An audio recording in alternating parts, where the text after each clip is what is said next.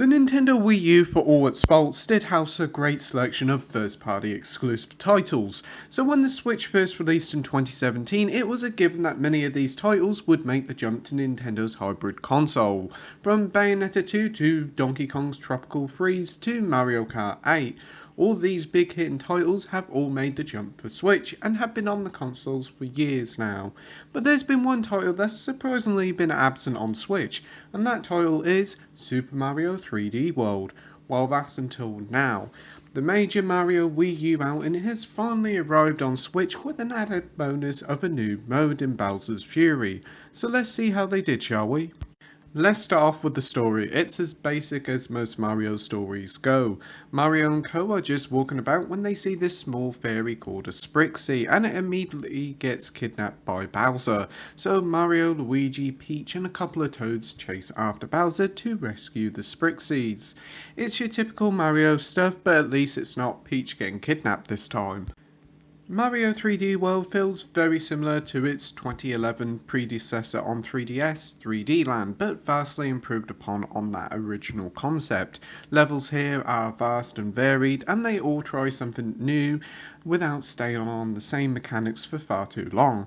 Some of the highlights of the game include a stage where you have to go through a level playing as a shadow of your character. There's a great Bowser Castle stage.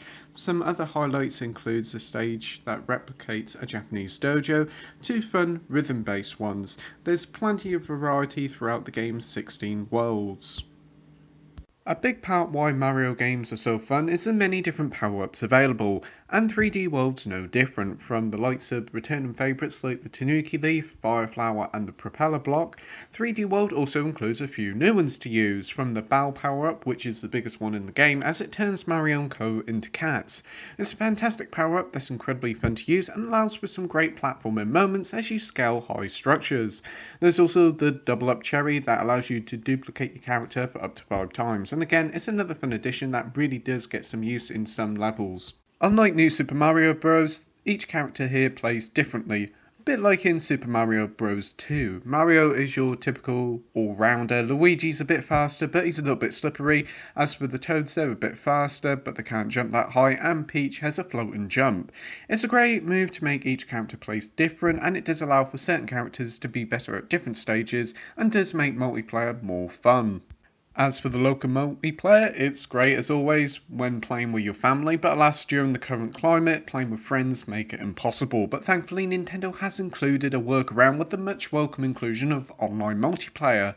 More on that one later though. All the game's previous levels are here, including the mystery stages and the much loved Captain Toad levels. The mystery stages are small little 10-second challenges to test your skill at the game's mechanics, whilst the Captain Toad stages are where it's all at. These are fun little diorama-like levels where you have to explore these small stages, finding all the green stars. They're still great and very enjoyable, and they ultimately led to the 2014 game Captain Toad Treasure Tracker. So far, it's all very similar to the original's 2013 release, but now it's time to talk about the good stuff, the new additions that this re-release has brought to the table.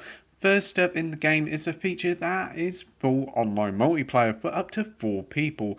This has been a much requested feature in previous Mario games, so it's incredibly welcome here. Obviously you'll need a Switch Online subscription to play, and you can only play with friends, which is a shame there's no randoms here, but thankfully it does run relatively well with only a few little bits of slowdown during my time.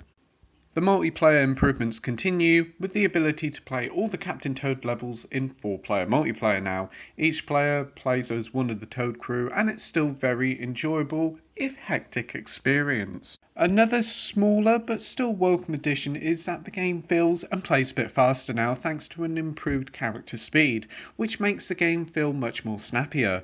The game also has a new photo mode which allows you to pause the game to take a snapshot of whatever's going on. The stamps from the original Wii U release actually make a return here and now can be used on your photos.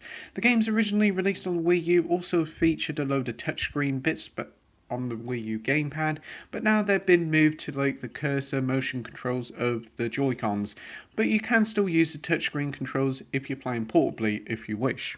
But now it's time to talk about the biggest new addition to the game, and that is Bowser's Fury. This new side mode that can be played straight away is easily the most exciting new thing about the whole package. Bowser's Fury sees Mario arriving at this huge area, which is a series of small islands surrounded by a lake called Lake Lapcat. The main get up here is something has happened to Bowser, and he's gone even more angrier than usual, and Mario has to join up with his son Bowser Jr. to find out a way to help the big guy out. Bowser's Fury is structured a bit like a level in Mario Odyssey. Lake Lapcat is an open area and you have to complete various fun and enjoyable platform challenges to find these cat shines. Collect enough of these shines and then you can unlock more parts of Lake Lapcat and eventually face up against Fury Bowser. While playing the game, Fury Bowser may occasionally pop up and cause a load of havoc in the level. It's a bit similar to like the Blood Moon in Breath of the Wild. When you get enough shines, you can eventually come up face to face with Fury Bowser, and this sees Mario essentially go Super Saiyan in cat form. It's a rather fun boss fight. I won't spoil much about it, but rest assured, Bowser's Fury is a fun little blast. The game can also be played in 2-player co-op, with one player as Mario and the other as Bowser Jr. It's all local co-op however, so there's no online here, but it is fun. On to the length now, and Super Mario 3D World is a pretty lengthy experience, including well over 90 levels. All of each have their own gameplay style and are all playable in multiplayer. To complete 3D World, you're talking a good 15 hours to complete the mainline game. But to get that elusive 100%, this will easily take you well over 20 hours to complete, as each stage has 3 bonus green stars in each level to nab, and some of them are really hard to catch. As for Bowser's Fury, this is a much more smaller title, which is to be expected. To complete the game, it will take you a good 3 to 4 hours, but if you want to get all the cat shines and see everything, then you're talking about a good 6. Yes, it's a little short, but it's highly replayable and a lot of fun to play through again. And as I said before, I do think this is a taster of what could lead to a future Mario game. On to the presentation side of things now, and back on the Wii U in 2013, the game looked great with some wonderful looking levels and plenty of detail. It was certainly one of the best looking titles on the console, and now on the Switch the game has seen a nice little boost in the resolution department to 1080p. Everything looks that little bit sharper, and playing in handheld mode it's 720p.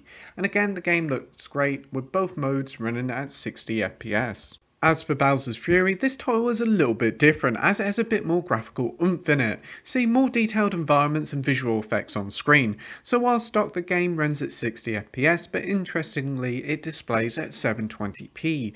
In handheld play on the other hand it displays at 720p but instead runs at 30 FPS.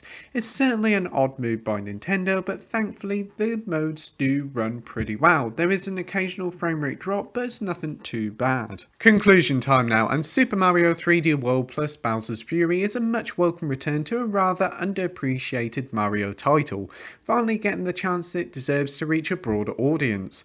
This port sees a lot more added to it than your typical Wii U port, with full online multiplayer that's a great new addition, a new mode in Bowser's Fury which is a fantastic new experiment that's while short is bursting full of ideas. 3D World itself is still incredibly fun and enjoyable title all these years later. It feels like a great mix of 2D and 3D Mario with some wonderfully designed levels and plenty of content. This is a must buy for both new players and those who played it on Wii U. So with that I'm giving Super Mario 3D World plus Bowser's Fury a 9.5 out of 10 with the title of amazing. As always, thank you for watching my review. I hoped you enjoyed it. If you could like and subscribe that would be great, and until next time, happy gaming. Bye.